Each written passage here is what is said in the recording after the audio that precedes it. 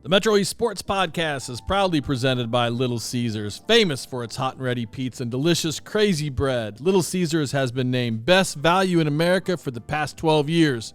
Little Caesars products are made with quality ingredients like fresh, never frozen mozzarella and Munster cheese, and sauce made from fresh packed, vine ripened, California crushed tomatoes. Treat your family to some delicious Little Caesars pizza in Alton, Glen Carbon, Troy, Collinsville, Shiloh, or Granite City today.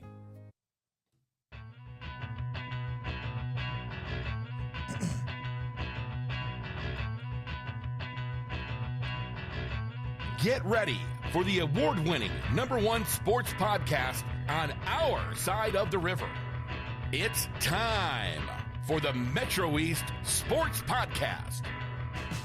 From the front office Wealth Strategy studio in beautiful pre-Thanksgiving Edwardsville, welcome to the Metro East Sports Podcast, talking all things sports in the Metro East.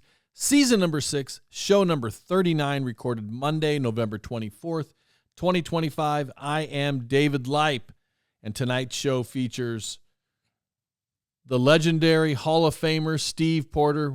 Welcome back, Steve. Good to see you. Hey, Dave. Thanks for inviting me. You keep inviting me back, and I keep coming. Well, we got a thing going. We have too much fun when you're here. I need you all the time. But you're going to help me out with KP's Corner tonight, the comprehensive high school roundup, since he's out on assignment coaching the Tigers against Effingham St. Anthony. Season opener. You are here to take his spot. We'll see how you do. You're pinch hitting. Pinch hitting. That's good. That's good enough for me. It's good work. Hit. Off the bench.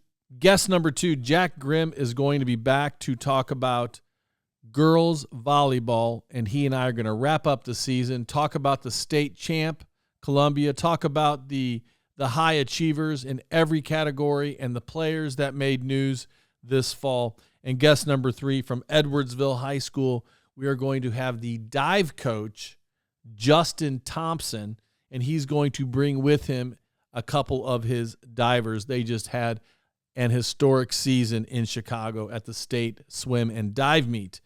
Before we get to these guests, I want to thank partners Cassens Chrysler, Dodge, Jeep, and Ram, Keller Williams Marquis, the Blasting Game Group, Integrity Spine and Joint Center, Front Office, Fiduciary Network, Oak Brook Golf Club, Viviano Heating and Air Conditioning, Play It Again Sports Edwardsville, and Dazzling Decor and more. And 3 things you can do to help this podcast. Number 1, please subscribe. If you're listening on Apple or Spotify, wherever, subscribe. It's free and you love it. Number 2, follow us in all of our social media platforms on X, Facebook, and of course the Gram. Check out the great work that Kayla Kohlberg is doing in all of our social media. And number 3, if you have a story idea, email me please at mespdave@gmail.com. And remember, you can nominate your favorite team for Integrity Spine and Joint Center Metro East Team of the Month. Could be a park and rec team, could be a middle school team, a high school team, you name it. To nominate a team for Team of the Month, send your suggestion to mespdave@gmail.com. Please put Team of the Month in the subject line. All right. Steve Porter, your presence here today is presented by Dazzling Decor and more. With the holidays coming up, if you go in there, that's in your neighborhood right there in Troy, Wine for the Win right there around the corner. If you go in there and mention KP's Corner or the Metro East Sports Podcast, they're going to give you a great discount on Christmas and home decor. I'll do that. Now, they won't throw me out, right? They'll give me a discount. There's only one way to find out. I'll try. Go on in there and see. I will do it. You're going to love it. Okay. Question number 1 for you. For what are you thankful? We're just 3 days ahead of Thanksgiving 2025. Express gratitude for what? Good health, great family, being a regular guest on the Metro East Sports Podcast. Attaboy. How many Halls of Fame are you in? 5, but that doesn't include the Dave Leip Hall of Fame. I hope that would be 6. I hope I'm a charter member of that. Just keep it at 5. Okay. We're here to talk about a lot of things. We're going to do a comprehensive high school update, focusing mainly on football. But before we get to that, and basketball, but before we get to that, we need to talk about a loss in the Alton community. Yeah, Coach Jim Wigger passed at 94 recently, and he was the legendary coach in Alton, arguably, not even arguably, the most successful coach in Alton history. Won 3 state titles, 63, 64, 69 in track. When he was there between 1960 and 1972 as assistant or head coach, Alton finished in the top 3 9 times at state track. It's sort of like what Chad Lakatos is doing now at Edwardsville. And Jim was also a successful cross-country coach, too. He had a lot of great athletes, but he was a exceptional coach, and the athletes loved him that competed for him. I remember Oscar Wallace, who won the long jump in 69. Oscar's still with us. He's on the Alton Athletic Hall of Fame. He says, Coach Wigger had so much impact on me, I think about him every day. If you're an athlete and you think about a coach every day, that coach had a lot of impact on you. And Alton was, in the 1960s, basically what East St. Louis is now in state track. Alton was the power. Alton hasn't won a state title since, if you don't include Marquette's 2 baseball titles. Alton High hasn't won a state title since 1969. They've won 4 state titles in school history. 58 they won in cross country, which may interest you. The coach was a guy named Neil Schmelzel, who later became principal at Edwardsville. He's principal in the 70s. And when they won state, believe it or not, they ran barefoot. And the next year, the IHSA said no, but that year they ran barefoot in one state. You know how I know that? Because I interviewed Paul. Is it Paul Brazier? Or is Paul? I think Paul Brazier is the teacher of the middle school. Mike Brazier. Mike Brazier. Right. I interviewed Mike Brazier. And Mike was one of the guys that started the River Road Run along with Jim Wigger. And I think it's the 65th or 66th year for the River Road Run, which will be Saturday after Thanksgiving. Crazy. Okay. Was Coach Wigger a teacher? Yes, he taught driver's ed, and he taught a lot of life lessons, too. He was a salt-of-the-earth type guy, a guy you could go up and talk to, and he was very curious about things, how things work and how things don't work. But he molded the athletes into championship caliber competitors. And Alton then had middle schools or junior highs that they drew from, and they were very organized and very good. In fact, 1969, when Alton won its 3rd state track title, you know how many titles the schools or the city of East St. Louis had? 0. East St. Louis didn't have a team state champion until 1973 when Lincoln won track.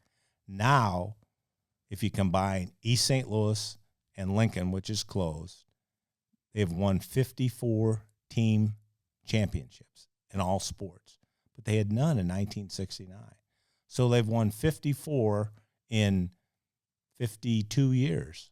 So something happened. Their dynamics change. And Alton's been trying to regroup. And Alton had some good teams in track, particularly in the 70s on, but never quite captured the spirit of the 1960s when they had those 3 state titles in 7 years. It's good stuff, man. Good stuff. And how many years total did Coach Wigger? He started in 60, and 78 was his last year. If I remember correctly, there was some school board cuts then, and track was considered a major sport at that time because it had been so successful. And if I remember right, it got dropped to sort of a minor sport. And a lot of the track money and things that they had gotten in the past, it didn't get anymore. And he said, I don't really want to coach track if it's not considered one of Alton's major sports. That is something. All right. Rest in peace, Coach Wigger. All right, let me call a little timeout here, then we're going to talk about football. Anything else you want to say about Coach Wigger? No, he was just, I loved talking to him, and it was amazing to see the Alton athletes rally around him. That was truly remarkable. After he died or during his life? During his life, when he coached and when he would come back to an event, he was basically treated with royalty. He was in the inaugural class for the Alton High Hall of Fame. And I saw where former athletes met at the track last Saturday. Yes, and they did a lap in his honor. That's cool. And there's supposed to be a celebration of life coming up, but that's still TBA. All right, we will share that information when we see it. Sure. Nudge me, and I'll post it on our social media, on our X and Facebook and Instagram for sure. All right, I want to thank partner Cassens Chrysler Dodge Jeep and Ram, the #1 place to purchase a vehicle in the Metro East. If you're in the market for a new or a pre-owned car, check out Cassens Inventory in person, where they've been for 25 years, or online at Cassens.com. Cassens has earned the highest ratings for customer service. Their expert staff is committed to making your car buying experience enjoyable, including convenient on-site financing. I've purchased 5 vehicles there, including that beautiful Gladiator out there in the parking lot, and I promise I will not purchase a vehicle anyplace else. With over 90 years of experience in the Metro East, Cassens is the clear-cut leader for quality, service, and customer satisfaction. Go see Steve, Cliff, Holly, Greg, Bob, Mike, or Evan today. All right, let's talk football here for a second. Sure. There's only one team left from the Metro East. The St. Louis Flyers, going for their 12th championship, I think. Defending champs. When Bob Shannon was there, they won 6 titles. Darren Sunkett's going for his 6th. East St. Louis lost 3 games this year, all the out-of-state teams, all national power teams. That's why they got a low seed. Were seeded 8th in the football playoffs because they were 6-3, but they've blown past everybody pretty much. And last week, no, not pretty much, decidedly. Yeah, well, last week in particular, Burbank St. Lawrence there figured to be a competitive game, and they beat them 50-7. Now they're playing Oak Park Fenwick, another Chicagoland team, which has a local connection. The quarterback on the Oak Park Fenwick team is the son of Travis Williams, who was an outstanding athlete at East Alton Wood River in basketball, football, and track. And then Travis went on to play football at Illinois. So there's a local tie in there in 1 o'clock Saturday at ISU in that 6A championship. And we had Travis on the show. I believe it was last year. Yep. He is a friend of my friend, Anthony Douglas, one of my former players, and Anthony is the one who actually gave me the suggestion on Travis. So we had Travis on the show last year. He called in and talked about his son playing for Fenwick. His son's an exceptional player. Travis was a great athlete. He was a 3-sport standout. At Wood River. At Wood River, probably you could say that Travis and Gary Lane, who played back there in the early 60s, who went on to become an NFL official, played for the Cleveland Browns, are the 2 best overall athletes maybe to come out of Wood River because they were multi-sport athletes. My father-in-law said Gary Lane may be the best athlete in the history of the Metro East. Well, he was one of them, that's for sure. He could do everything.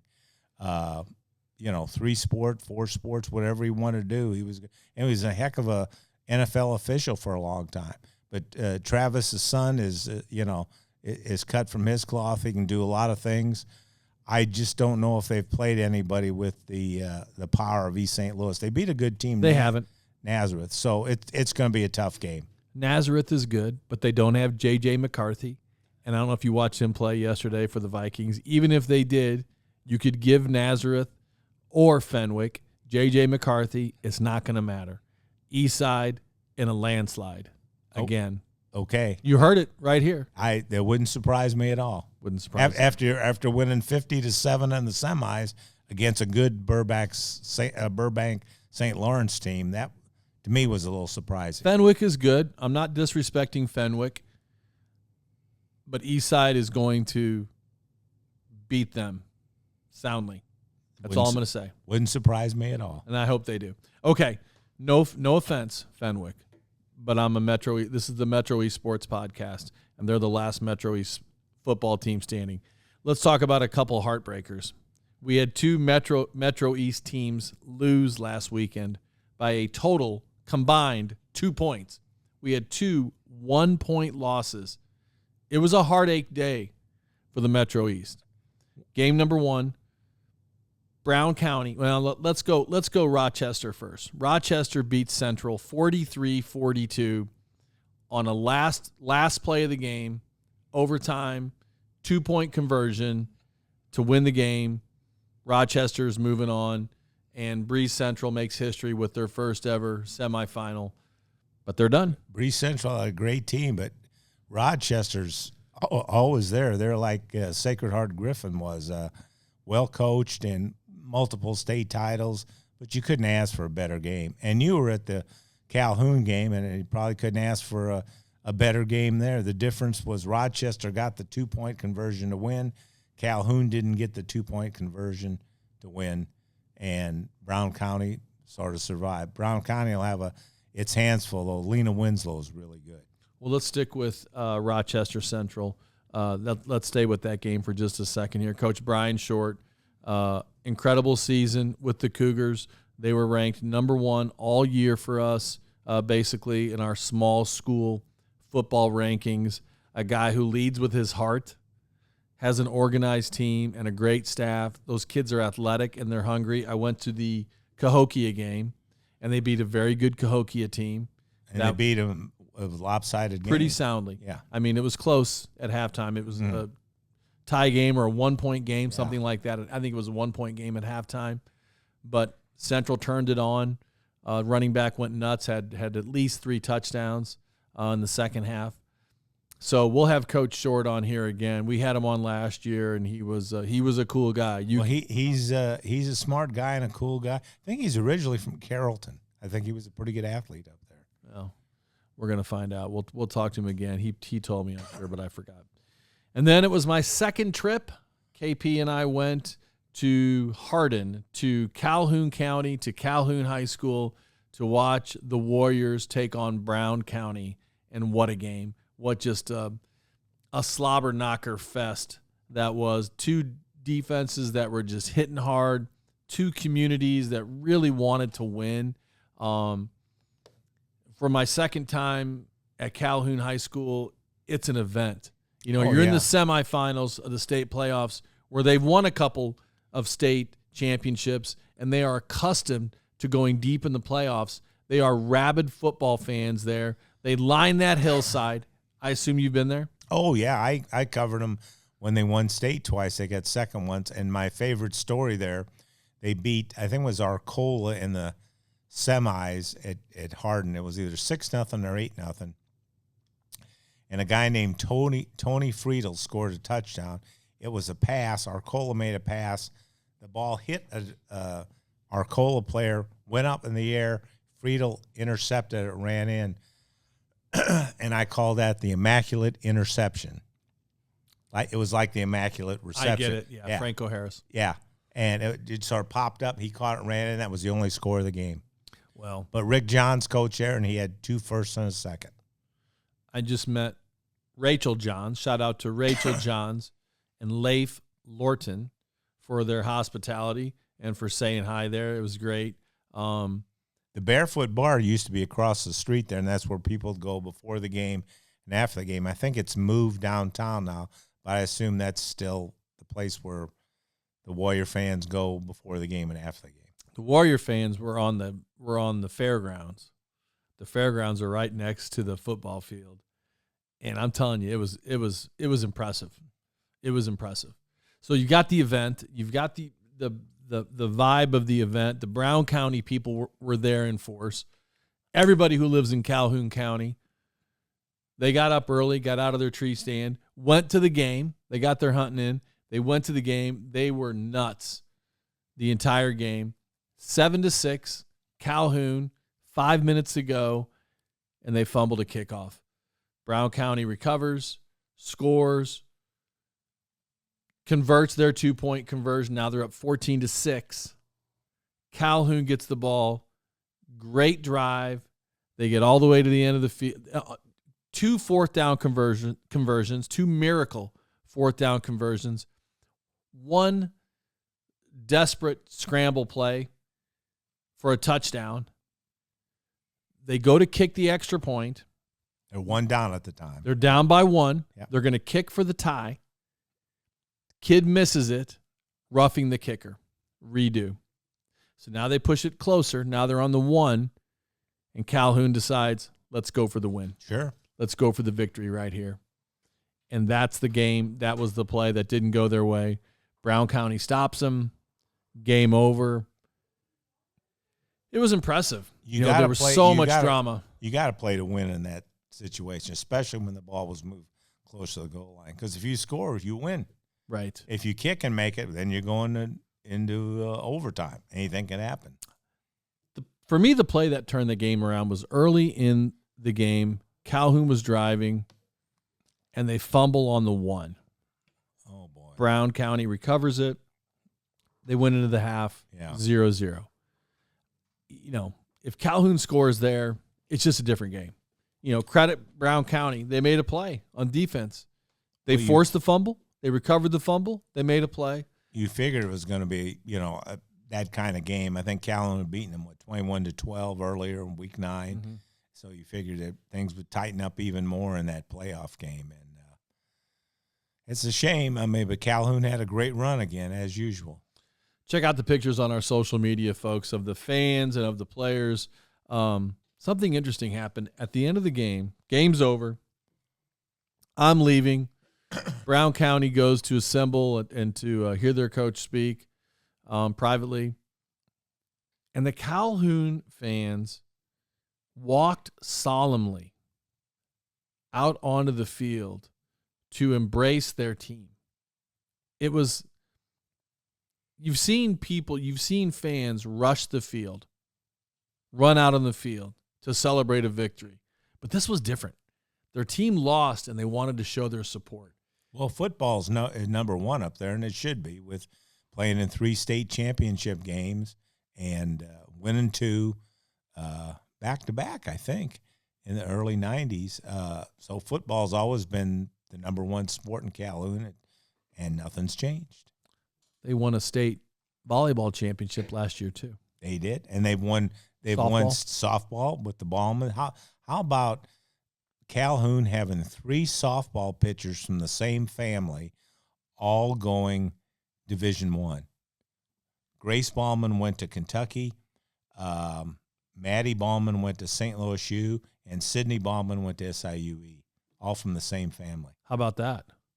Impressive. That's impressive from a small town. They take their sport seriously. Oh, yeah. Couple tennis courts out in front. I don't think maybe didn't look like they've been used in a while. Maybe you need to go up there. They were in good shape, though. The courts were in good shape. Go up there and give them a little clinic on tennis. I would be glad to. I would be glad to give a tennis clinic in Calhoun anytime they want, for free. Did I say free? All right. I think you made a mistake there, Dave. I'm for free the first 5 minutes. Of course. Of course. I wonder if they've ever had a tennis team there. Probably not. Or ever even entered anybody in the state series. I don't think so, but I don't know for sure. All right. If you're looking to buy or sell a home in the Metro East on the Illinois or the Missouri side, please give our partners at Keller Williams Marquis, Jeb and Ginger Blasingame the chance to serve you. They have offices in O'Fallon and Edwardsville with more than 165 agents. The Blasingames are a family-owned business that has helped over 11,000 families find just the right home. The Lipes are one of those families. Jeb and Ginger sold our house so fast because they're experts at staging and pricing, and they helped us find the perfect home, and they can do the same for you. No wonder they've been ranked in the top 10 real estate teams in North America. Give Jeb and Ginger Blasingame a call at 618-578-9276 or check them out online at blasinggamegroup.com. You will not be disappointed. And located northeast of Edwardsville, Oakbrook Golf Club is a family-owned 27-hole public golf facility, and their goal is to offer the highest quality golf experience for a reasonable fee. Oakbrook is consistently recognized for awards such as Friendliest Staff, best course to host a fundraiser, and best senior scramble in the bi-state area. From fundraisers to leagues to instruction to an afternoon out on the links by yourself or with your friends, the Brook wants to win your business. I've personally played and hosted multiple golf scrambles there, and I promise you, Mike Surrey and his staff are the best. To book your next tee time or to start organizing your next fundraising scramble, give them a call at 656-5600 or check them out online at oakbrookgc.com. And while I'm talking about Oakbrook, I've got a big announcement. Our show on Monday, December 15th, is going to be at the club right down here. What's it called? The Clubhouse. The Clubhouse, yeah. We're going to be at the Clubhouse. The club. We're going to be at the Clubhouse with St. Louis golf legend Jay Delsing. That'll be great. Who's going to do a podcast and then stick around and do a book signing. That'll be a big night. So come on down to the Clubhouse on Monday, December 15th. Time to be announced. Get your autographed copy of Jay Delsing's book just in time for the holidays. Come on down, Steve. He'll sign a book for you. Jay's I need to read a book, so that would probably. He's a tall guy. Yeah. He's one of the experts of golf in St. Louis. And, of course, his dad played Major League Baseball, too. I'd like to talk to him about that. Does that Sunday morning show on ESPN, golf on Sunday morning, something like that? I think that's what it is, yeah. That's pretty cool. Okay. Well, good luck to the Flyers. It's been a heck of a year covering football here on the Metro Esports Podcast. We have put a lot of attention and a lot of energy into it, and it's been a lot of fun. And we wish the Flyers good luck this weekend with one more weekend left to go. And check us out next weekend when we announce our MESPY winners for the teams and the players of the year. Okay, let's talk about basketball. Go right into basketball. Like that football that we covered so comprehensively this fall, we are going to put that same amount of energy into your favorite winter sport, boys and girls basketball. Now, I'm not saying we're going to ignore wrestling and ice hockey, because we are going to pay attention to those sports as well. But we are going to provide comprehensive coverage of boys and girls basketball with bi-weekly rankings of the girls and the boys. And having Kevin will really help you because Kevin knows his basketball. He does. So it's girls one week, boys the next week in terms of our rankings. So we are going to start off with the girls' rankings for the Metro East. And we are going to do small and large schools. So 1A, 2A in one, and 3A, 4A in another. You got it. And we've got an outstanding panel of voters, including KP, amongst others. Norm Sanders, back again to be a voter. Matt Camp, Hall of Famer. Talk about Matt Camp's Hall of Fame. Oh, wonderful recognition for him, and a great. It's going to be a great day for Edwardsville in early May. That first Saturday in May, 5 Edwardsville High grads are going to the IBCA Hall of Fame. 3 players: Amoni Henderson, Dustin McGuire, Matt Camp, Schaefer, Paul Schaefer, and Matt Camp, and John Rotter, who's been on the scoring table for, I bet, over 50 years there at Edwardsville High. Probably has been. So, and not only are all 5 doing things in Edwardsville, all 5 are EHS grads, which might be a record. Okay, let's go down these small school rankings. Small school coming in at number 13, East Alton Wood River. 12, Greenville. These are girls rankings. Number 11, small school, Calhoun. Number 10, Marquette. Number 9, Carrollton. 8, Westglen. 7, Jabot. 6, McGivney. 5, Roxana. 4, Althoff. And tied for second, Mater Dei and Central. And our number 1 ranked girls basketball team, Columbia. That's a good ranking. I think the team to watch in that group is 1A Carrollton. They're off to a 3-0 start, and I think they could shoot up those rankings a little higher. But that's a pretty good ranking. After 1 week of play, we know that teams are going to move around a lot. But this is how we start. Well, that says a lot for the Cahokia Conference. So you got Columbia and Breeze Central at 1 and a tie for 2. They're both in the Cahokia Conference. So in the large schools, number 13, CM. That's a team that's probably going to move up. mm-hmm. Number 12, Belleville West. Number 11, East Side. Number 10, the K-Hawks. Number 9, Highland. 8, Waterloo. 7, Triad. 6, Edwardsville. Interesting. New coach. Last second win the other day. 2-1 start. So 2-1 start yeah. for the Tigers. Number 5, Freeburg. Very good. 4, Mascoutah. 3, Alton. 2, O'Fallon. And number 1, Belleville East. I would agree with you on East and O'Fallon and Alton. Alton, had a fabulous season last year. Graduated 3 or 4 outstanding players, but they still have a couple of good players, Madeline Ducey and Kaylee Lacey, who's signed, sealed, and delivered to go to Wichita State. And her dad, of course, Kavan, is the head basketball coach at Lewis and Clark. So Alton will still be good. Belleville East looks like they've got some really good young players, too. Maybe the team of the future, maybe the Alton of the future. I think CM will move up, and I think Highland may move up, too, in that group. It's week number 1. Oh, yeah. And feel free to disagree, and things are going to shake out, and things are going to look a lot different in a couple weeks as we get to know these girls. And next week, look for our boys rankings, as it's girls and boys every other week. Well, Steve, I really want to thank you. Man, time flies when you come on the show. Well, we're always having fun. That's why. Yeah, so good to see you. Staying busy as usual. I'm a man on the move. You know me. I'm always in motion. Steve Porter, Hall of Famer. Always good to see you. Thanks for coming by. Thank you, Dave, and God bless you, and happy Thanksgiving. Happy Thanksgiving, yeah.